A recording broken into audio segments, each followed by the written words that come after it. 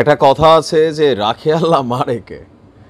মানে বিএনপি ফিরবে এটা আমরা ভাবতাম, কিন্তু এভাবে ফিরবে এটা আসলে কেউ ভাবে নাই। যে 5ই আগস্টের পর যে ইউটার্ন আসছে রাজনীতির মাঠে, আর বিএনপির যারা একসময় প্রতাপশালী দাপুটে নেতা ছিলেন, দীর্ঘ একটা সময় অনেকেই কারাবরণ করেছেন। আপনারা সকলেই জানেন যে গতকালকে বাবর দ্য ব্লুটুথ কাক্কা, এখন তিনি কাক্কার বয়সে গেছেন। আমরা যখন ছোট ছিলাম তিনি তখন জেলে গেছেন। স্পাইক একটা অন্যরকম ভাবসাব ছিল, মানে পলিটিশিয়ানরা বেসিক্যালি এরকম করেন না, বাট তিনি করতেন। তো নেত্রকোনার এই নেতা দীর্ঘদিন যাবৎ জেলে ছিলেন, মোটামুটি মৃত্যুদণ্ড হয়ে গেছিল, দাড়ি টাড়িও রাখছেন, হয়তো চিন্তা করতেন স্পাইক চুল এখন নর্মাল হয়ে গেছে, টুপি পরেন, নামাজ পড়েন নিয়মিত। তো মোটামুটি ভাবছে যে না, আর তো দুনিয়াতে আর মানে এই আলো বাতাস দেখার সুযোগ নাই, তো পরপারে যাবার জন্য যখন তিনি প্রস্তুতি নিচ্ছেন, কিন্তু তার ভাগ্যে ইউটার্ন আসছে এই সরকার পতনে। গতকালকে তিনি জেল থেকে বের হয়ে গেছেন অলরেডি।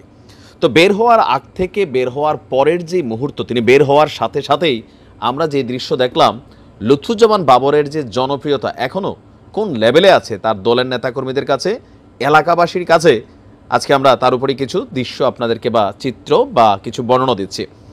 17 বছর পর গতকালকে যখন কারাগারের ফটক থেকে তিনি প্রথম বের হলেন, তার সেখানে হাজার হাজার নেতাকর্মী ভোরবেলা থেকেই বসে ছিল। কেউ খিচুড়ি পাক করে নিছে, কেউ বনরুড়ি নিয়ে নিছে, কখন প্রিয় নেতা তাদের বের হবে। তো অবশেষে যখন তিনি বের হয়েছেন, তার এই বের হওয়ার পরে আমরা দেখেছি ছাদ খোলা গাড়িতে, সম্ভবত টয়োটার যে প্রাডু ভার্সন আছে, ল্যান্ড ক্রুজার প্রাডু, তো তিনি ছাদ খোলা গাড়িতে ছিলেন, মাথায় টুপি, গলার মধ্যে অনেকগুলা গাঁদা ফুলের মালা, পাবলিকের হুইশাল আর স্লোগান সব কিছু মিলিয়ে তাকে যেই সময়টা তার বাসভবন পর্যন্ত নিয়ে যাওয়া হয়েছে, আমরা দেখেছি এক বিরল দৃশ্য। তবে তিনি তার এলাকায় এখনও যাননি, কিন্তু তার যাওয়ার আগেই মানে এলাকাতে কয়েকশো তোরণ বা ওই যে গেট থাকে না, এগুলো গেট টেট নির্মাণ করা হয়েছে তাকে নেত্রকোনাবাসী বরণ করে নেওয়ার জন্য। তা আমরা যদি দেখি, আপনার কেন্দ্রীয় কারাগারের ফটক থেকে তাকে ফুলের মালা দিয়ে বরণ করে নিয়েছিলেন কেন্দ্রীয় নেতারা। তো এলাকাবাসী এখান থেকে হাজার হাজার নেতাকর্মী সকালেই সেখানে তারা চলে গিয়েছিল। যারা যেতে পারেননি তারা সময় গুনছেন কখন আসবেন লুৎফুজ্জামান বাবর। দর্শক, লুৎফুজ্জামান বাবরের গ্রামের বাড়ি নেত্রকোনার মদন উপজেলায়। তিনি নেত্রকোনার 4, মদন, মোহনগঞ্জ এবং খালিয়াজুড়ি এই আসন থেকে তিনবার সংসদ সদস্য হয়েছিলেন। তার মুক্তির প্রতিক্রিয়ায় এলাকাবাসী বলছে যে 21শে আগস্টের গ্রেনেড হামলা, চট্টগ্রামে 10 ট্রাক অস্ত্র চোরাচালান সহ অসংখ্য মিথ্যা মামলা দিয়ে আমাদের প্রিয় নেতাকে শেখ হাসিনার সরকার যাবজ্জীবন কারাদণ্ড সহ মৃত্যুদণ্ড সহ বিভিন্ন মেয়াদে জেল দিয়েছিল, কিন্তু আল্লাহ আছেন, তিনি ন্যায় বিচারক। সব মিথ্যা মামলা থেকে আজকে মুক্তি পেয়েছেন, তিনি মুক্ত আকাশ দেখছেন।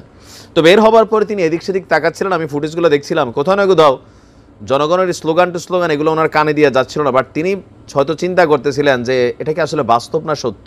17 বছর, বুঝতে হবে একটা মানুষের ধৈর্যের বাঁধ সব ভেঙে গেছিল, যা ঘটছিল বাংলাদেশে সেখান থেকে কল্পনার বাহিরে ছিল, তাই না, যে আওয়ামী লীগ সরকারের পতন হবে আর তিনি মুক্ত হবেন। অন্যদের খবর আমি জানি না, বাট ওনার ব্যক্তিগত জায়গাটা এমনই ছিল নিশ্চয়ই। তো সেই জায়গা থেকে যেখানে মৃত্যুকে আলিঙ্গন করার কথা ছিল, খোলা মুক্ত আকাশ তিনি আলিঙ্গন করেছেন।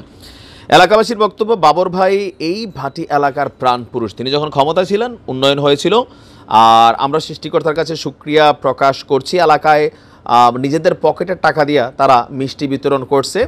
বিশেষ করে ভাটি উপজেলা হিসাবে খ্যাত মদন মোহনগঞ্জ এবং খালিয়াজুড়িতে দলীয় নেতাকর্মী ছাড়াও সাধারণ মানুষও সেই মিষ্টি খাইছে বা আমরা দেখেছি।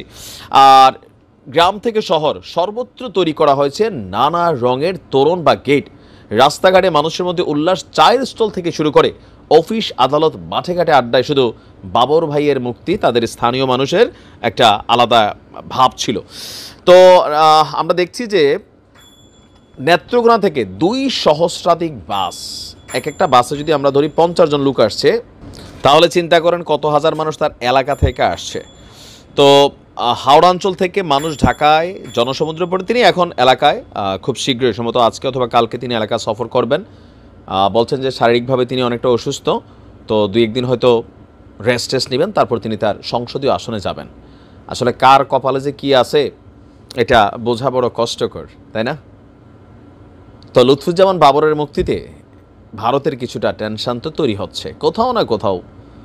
কারণ তিনি ভারতের জন্য একসময় 7 সিস্টার্স নিয়ে খেলাধুলা করবেন বা করতেন, এরকম অনেকেই বলে। তো দেখা যাক এবার আসলে পরিস্থিতি কোন দিকে যায়। ভালো থাকুন।